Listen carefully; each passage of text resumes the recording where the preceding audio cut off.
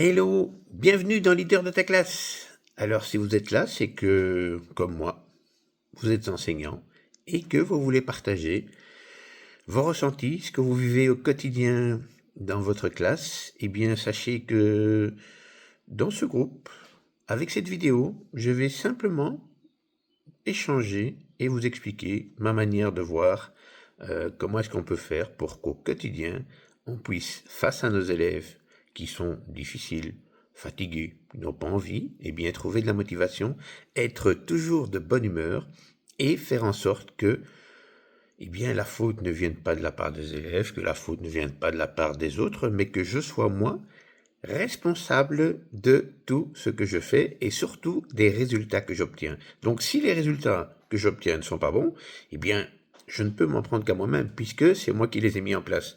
Alors ok, le système est difficile, ok, les élèves ne sont peut-être toujours pas partants, mais il n'empêche, c'est moi qui devrais mettre en place des choses qui vont intéresser ces élèves. Alors si ces élèves, eh bien, sont pas doués, ont des retards, manquent de motivation, n'ont pas bien dormi, préfèrent jouer à la PlayStation, à moi de trouver des solutions pour faire en sorte que je les amuse.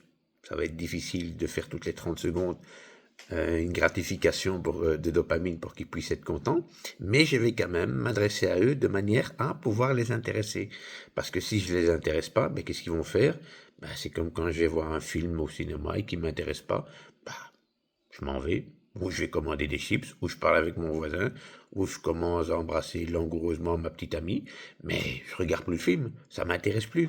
Donc ces élèves sont obligés de rester 8 heures en classe face à des personnes qui peut-être avant vous les ont pas intéressés, ou peut-être qu'ils ont eu des fourches, il y a plein de circonstances. Mais quand vous êtes là, quand vous êtes en face de vous, eh, c'est vous qui devez bouger, motiver, mobiliser plein de moyens pour faire en sorte que ces élèves soient à votre écoute.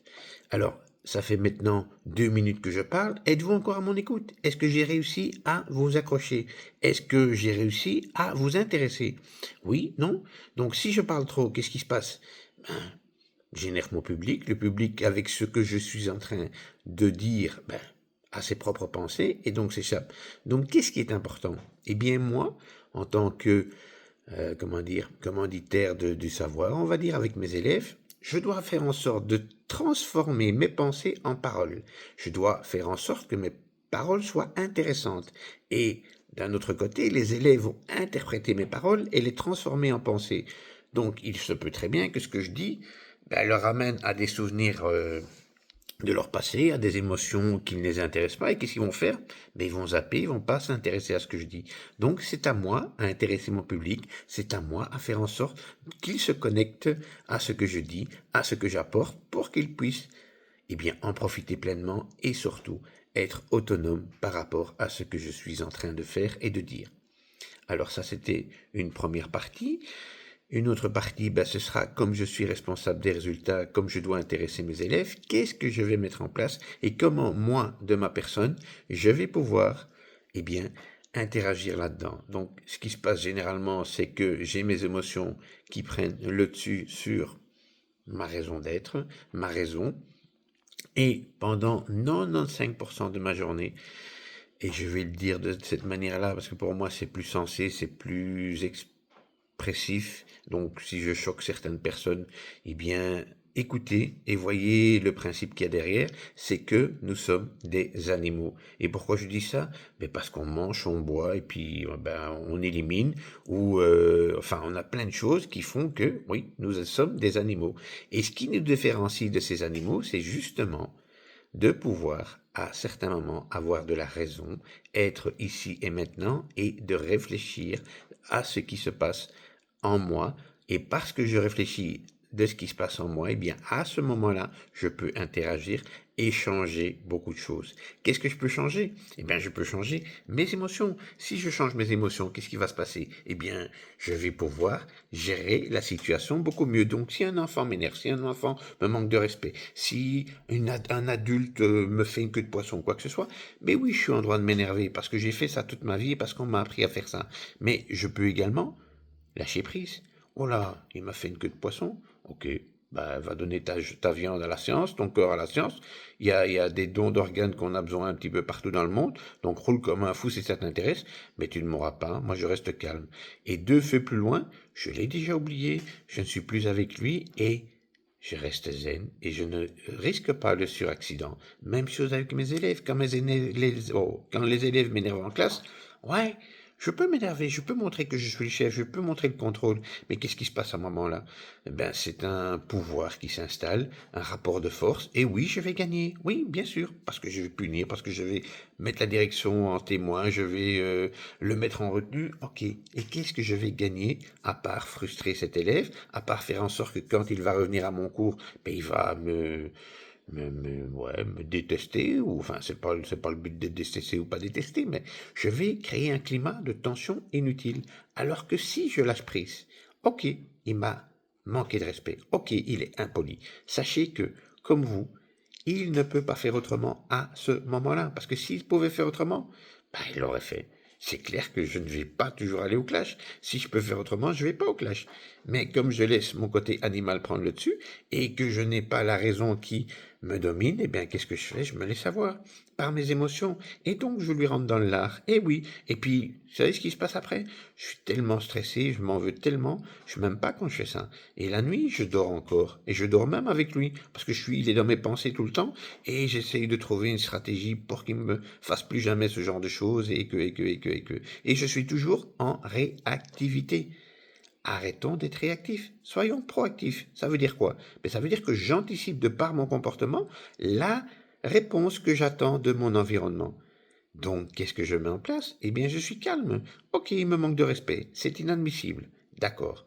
Mais si je reste calme, je peux répondre autrement. Je peux lui dire, hé, tu me manques de respect. Alors tu t'adresses à moi différemment. Si tu t'adresses à moi différemment, je suis prêt à t'écouter et à écouter tes doléances pour qu'on trouve une solution. Si tu me parles comme ça, j'ai pas envie, je te ferme la porte et tu seras puni. À toi de choisir. Quand j'agis comme ça, qu'est-ce qui se passe? Eh bien, l'interlocuteur va descendre de 2 niveaux, va écouter, n'a pas envie d'aller au clash lui-même, parce que c'est pas le but de chaque relation. La loi du plus fort, c'est juste quand on sait manger, mais si on ne le mange pas, s'il n'a pas peur, il n'y a pas besoin. Donc, permettons à notre environnement de rentrer au même diapason que nous et de pouvoir communiquer. C'est le plus important, c'est de pouvoir communiquer pour rester zen. Et grâce au fait que j'ai envie de communiquer, parce que je gère mes émotions, eh bien, je transforme mon environnement. C'est pas beau ça? Je vous assure, c'est vraiment génial. Et plus je ferai ça, plus je vais maîtriser l'environnement, plus de solutions je vais avoir, et plus grand sera mon panel d'outils pour pouvoir anticiper chaque problème que je risque de rencontrer lorsque j'enseigne. Et parce que je suis comme ça, eh bien, ma charge mentale diminue, mon envie, elle est toujours la même et elle augmente tous les jours parce que j'ai envie d'être dans le contact humain. J'ai pas envie d'être dans la réactivité. Donc, quand je me présente devant une classe, je n'ai pas ces peurs qui m'annihilent et qui viennent au devant de la scène. Non, je suis là pour moi. Et parce que je suis là pour moi, je peux échanger et leur donner ce qu'ils ont besoin calmement. Et je vous assure, ça change tout dans la communication. Ils sont à l'écoute, ils sont attentifs parce qu'ils savent qu'il y a de la bienveillance et parce qu'ils sont prêts à recevoir ce que je vais leur dire puisque ça va leur être utile. Alors également, je pars de leurs prérequis. Ça ne sert à rien d'amener la matière, le programme, parce que ils le suivent pas, enfin pour mes élèves du moins. Donc, qu'est-ce que je fais? Je pars de leurs prérequis, je m'intéresse à ce qu'ils font, à ce qu'ils sont, et puis de là, j'essaie de construire pour les amener à emmagasiner de la matière, comprendre ce qui se passe, et à ce moment-là, ils vont faire des liens, et ce sera beaucoup plus facile pour eux s'ils y mettent des émotions, et bien que ça rentre, et qu'ils puissent apprendre. On n'apprend que par les émotions. Alors certains diront son visuel, kinesthésique, auditif, toutes ces matières-là sont bonnes à prendre. Personnellement, moi je sais que je suis kinesthésique, j'ai pas de vision, ça m'appartient, et donc pour apprendre, eh bien je me souviens souvent, quand je suis en train de marcher, en train de courir, parce que je cours pas mal, eh bien de ce que j'étais en train de penser ou de réviser, et que à l'arbre où j'ai tourné à gauche, je me souviens avoir dit ça. Sur le chemin, quand j'ai trébuché avec mon pied, j'étais en train de penser à ça. Et donc moi, ça me permet parce que émotionnellement, j'y mets des souvenirs et ça me permet de retenir. Et c'est la même chose en classe. Si vos élèves mettent de l'émotion pour voir, pour entendre ou pour sentir, eh bien, ils vont pouvoir faire des liens dans leur cerveau et ça va rester ancré beaucoup plus longtemps. C'est ça qui est important, c'est ça qui est génial. Voilà, merci à vous. Donc, voilà ce que je voulais en fait vous dire au niveau de cette présentation, de cette vidéo de présentation.